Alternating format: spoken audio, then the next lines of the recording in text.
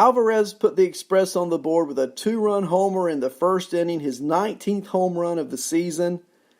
And of note, Alvarez is hitting a robust .425 with 5 home runs and 16 RBIs over his last 10 games. Okay, so let's talk about Alvarez for one more time at least. I'm not going to say the last time, probably the first of many. But on our show Tuesday night, Phil Chappie and Chappie's show, guys, if you haven't listened in to Chappie's show on Tuesday nights at 7, you need to tune in. That guy, I'm just privileged to be able to work with him on Tuesday nights at 9.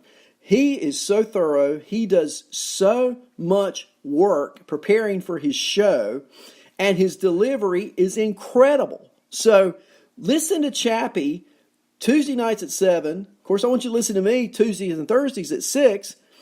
And I want you to tune back into Chappie and Arnie at 9 o'clock on Tuesday nights. We go through, we dig deep. But we dug deep Thursday night talking about Jordan Alvarez. Why has he not been called up? And I proffered this Thursday night.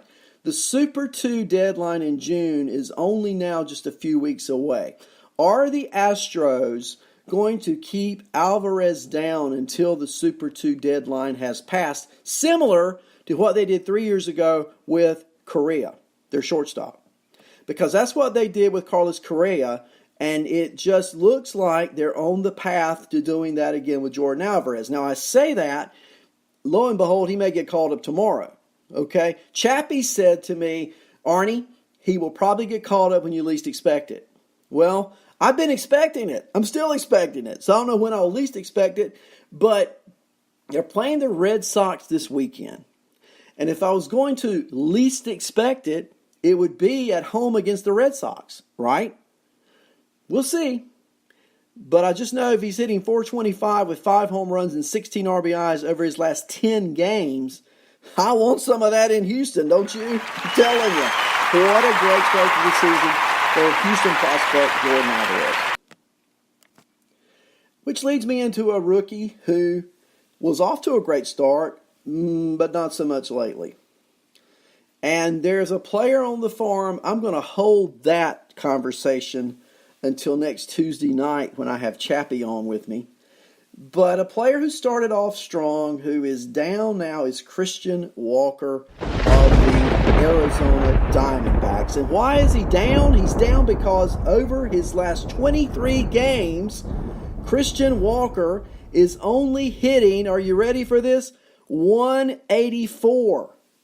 He continues to play first base for the Diamondbacks, but the numbers are down, folks. They are so down. So there is help. Now, at the major league level, Jake Lamb had been progressing. However, report out last night, Sean O'Neill of Major League Baseball reported that Lamb stopped his running drills on Tuesday because his quadriceps did not feel right. Prior to that, Lamb had increased the intensity of his running, but as we are apt to do, he may have done too much too soon, right? Now, not sure if that's a step backward or not, but by the fact that he felt weaker and stopped what he was doing, this is not a progression, okay? Torey Lovello was quoted as saying, it's not terrible news, but the manager added the move to shut down Lamb's running was a precaution to prevent a setback. Well, if Christian Walker isn't hitting and Jake Lamb is not close to returning, there is another option. Oh yeah, I know all about it. I'm going to keep that one till our next show. We'll talk about that on our next show, okay? But remember I said there is another option down on the farm, and we'll see about that next Tuesday. And then finally, before we start talking about games of this afternoon, I tender to you Sean Newcomb. Sean Newcomb, since his recall from the minor league AAA affiliate Gwinnett, has thrown 8 1/3 scoreless shutout innings in relief for the Atlanta Braves. The Braves are much in need of some stability in that bullpen. Well, who isn't, right? But the Braves certainly are. And certainly Kimbrel, former Brave great, is sitting out there as a free agent and is a possibility for Atlanta. And that's where I think Kimbrel's going to go. I think Kimbrel's going to sign with the Braves.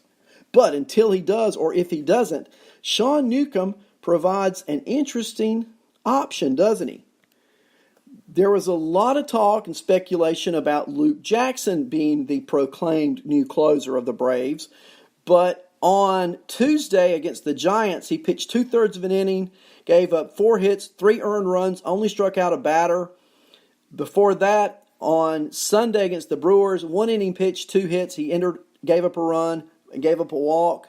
So I'm not sure Luke Jackson is the answer. Newcomb, on the other hand, over his last 6 appearances, 6 in the 3rd inning since May 9, no walks, and 6 strikeouts.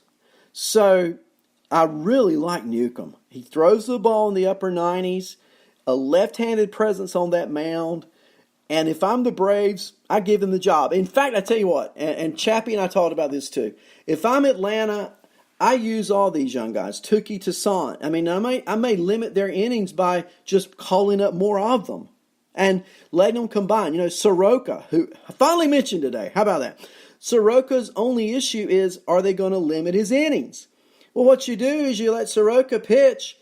For example, he pitched an 8-inning, 1-run game against the Giants last time out. They could have taken him out after 6 and put Newcomb in and let Newcomb throw 3 innings. I mean, Newcomb's been a starter, right? That's how you can conserve some innings. That's how you can keep Soroka pitching through the playoffs and not officially shut him down. I'd like to see the Braves incorporate more of these rookie pitchers into the everyday flow. Let them throw more than just 1 inning. That way you're building up the arm strength and you're not wearing out the pitchers. So now let's talk about some games from this afternoon.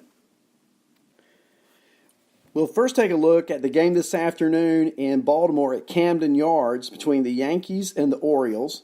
Clint Frazier and Luke Voigt continued the week-long bombing of Camden Yards as they both homered. But it was Aaron Hicks's bases-loaded walk in the 9th inning that was the difference, as the Yankees completed a 4-game sweep of the Orioles with a 6-5 victory Thursday afternoon at Camden Yards. The game was tied at 5. Michael Givens had recorded the first 2 outs of the 9th, but then he walked pinch hitter Gleyber Torres, who did not start today, as I told you earlier, and then allowed a pinch hit single to Gary Sanchez before loading the bases with an intentional walk to DJ LeMahieu. Hicks then looked at ball 4, tossed the bat away, and the Yankees were, leaving Baltimore with 4 straight wins. For the Orioles, Wilkerson went 1 for 3, Mancini went 1 for 4, Smith went 1 for 4, Nunez, the DH, went 2 for 4. He hit his 10th home run in the 8th inning off Tommy Kahnle to tie the game at 5. He also drove in 3 runs. And pitching for Baltimore, Bundy went 5 2/3, gave up 3 earned runs, struck out 5, allowed the home run that I mentioned to the Yankees. Let's see, trying to look here. Fry pitched 2/3 of an inning, Castro an inning and 2/3, and Givens again took the loss, shaking his record to 0-2 as he gave up that 1 hit, the home run, and the earned run through a walk. So the Yankees win 6-5 and leave Baltimore winning 4 in a row. They will go on to Kansas City to face the Royals. In another final this afternoon, the Pirates, they defeat the Rockies 14-6. Well, it all started in the first inning when Gregory Polanco came up and hit a 2-run homer, but the Pirates were far from finished. Frazier, leading off, went 1 for 5. Starling Marte went 2 for 4. As I just said, Polanco hit the homer. Josh Bell continues the onslaught, 3 for 4, 2 RBIs, double by Miguel Cabrera, double by Marte, double by Moran, home run by Polanco, home run by Bell, his 16th, home run by Marte, his 5th, home run by Reynolds, his 4th. Woo! I'm getting tired. Lyles picks up the win going 5 2/3, but he did give up 7 hits, and all 6 runs that the Rockies scored were charged to Lyles as earned runs. Now for the Rockies, Charlie Blackmon left the game early. Don't know the extent of the injury, but he was replaced by Desmond. Blackmon went 1 for 2, and then Desmond, his replacement, went 1 for 3. Story went 2 for 5. David Dahl went 2 for 5. Arenado went 2 for 4. Tapia 1 for 4. The rookie Brandon Rogers 1 for 4. And Murphy was a pinch hitter and drove in 2 runs with a pinch hit single. Or double, rather. So the Rockies did put up 6, but the Pirates put up 14, and they win in Pittsburgh 14-6. The Red Sox were at Rogers Center in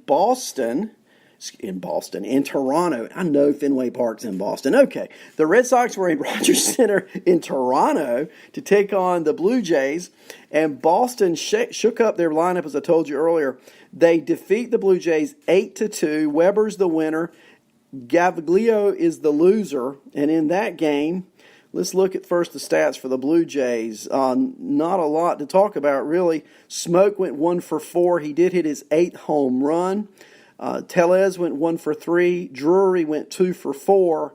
And Galvis went 1 for 3. Okay, those were the 5 hits for the Blue Jays. And for Boston, every starter got at least 1 hit. Chavez led off. Chavez led off going 1 for 5. He drove in a run. Betts was DHing. He went 1 for 4. Also had an RBI. Bogarts went 2 for 5. Devers went 2 for 5. Scored 2 runs. And also drove into Steve Pearce, hit his first home run of the year. He went 2 for 5 with 3 for 5 with 3 RBIs. Benintendi 1 for 3. Vasquez 1 for 5. Nunez 2 for 5. And Jackie Bradley Jr. 2 for 4. Weber, again, the winner, pitched 6 innings, gave up 1 earned, struck out 4, did not walk a batter. And so Boston wins that game, the getaway day, in Rogers Center in Toronto against the Blue Jays. How about the Marlins? Let's hear it for the Marlins. They have won 6 in a row. And this afternoon, the Marlins score 5 runs in the top of the 9th to win in Detroit by the score of 5-2. Wow.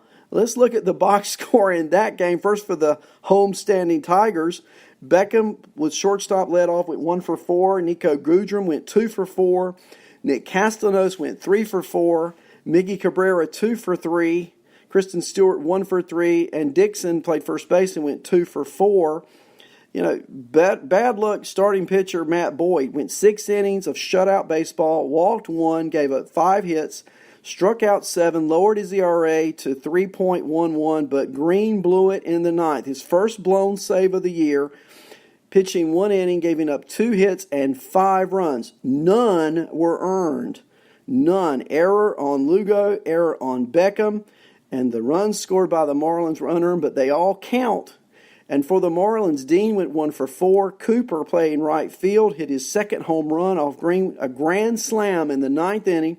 Wow, a grand slam for Cooper to drive in 4, and that was the difference. Pitching, Richards started at 5 2/3, gave up 1 run, 6 strikeouts. Yeah, we're cheering for the Marlins because they win their 6th in a row. Kinley was the winner in relief, and Romo picked up his 9th save. And this afternoon, the Metropolitans were playing, and yeah, time to play that song, Let's Go Mets, isn't it? Tell you what, let's see how the Mets did this afternoon. They're playing the Nationals, and they're playing at home, and the Nationals go ahead 3-2 in the top of the 8th, but the Metropolitans score 3 in the bottom of the 8th. Gomez, yes, Gomez with a go-ahead homer in the 8th, the game-winning hit. The Mets win. The Mets win 6-4 over the Nationals in Flushing this afternoon for the Nats. Adam Eaton went 2 for 5. Juan Soto, 3 for 3. So any early season doldrums, it appears Juan Soto is breaking out of his sophomore slump. Brian Dozier went 2 for 4, and Robles went 2 for 3 with the stolen base. Gomes had 1 for 3, and so that's the stats for the Nationals. Now, this afternoon, Strasburg started. He did not factor into the decision, Steven Strasburg. He went 7 innings, gave up 5 hits, 2 earned, 2 walks, struck out 5. And then for the Mets, as I told you, it was a 8th inning home run by Gomez. Carlos Gomez, just recently added to the roster. Wow. Davis went 1 for 3 playing left field. Again, I told you earlier he was moved from third. He's now playing left field. Went 1 for 3 today. Dominic Smith pitched.